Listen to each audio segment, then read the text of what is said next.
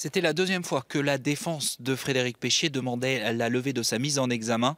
C'est donc la deuxième fois que la Chambre de l'instruction rejette en appel cette demande. Frédéric Péchier reste donc soupçonné et poursuivi pour 7 empoisonnements volontaires, dont 2 cas mortels. À l'époque, il exerçait dans 2 cliniques privées de Besançon. Malgré cette nouvelle décision défavorable, la défense reste optimiste. Je vous propose d'écouter l'un des avocats de Frédéric Péchier, Ornella Spatafora. Pour l'instant, la Chambre de l'instruction, malheureusement, reste très prudente dans ce dossier, bien trop à notre goût.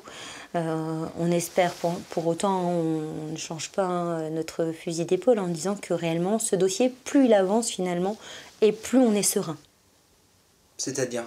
C'est-à-dire qu'on considère que jusqu'à présent, on n'a absolument pas apporté la preuve ou l'existence d'indices graves ou concordants qui permettent de mettre en cause le docteur Péchier dans ce dossier réellement.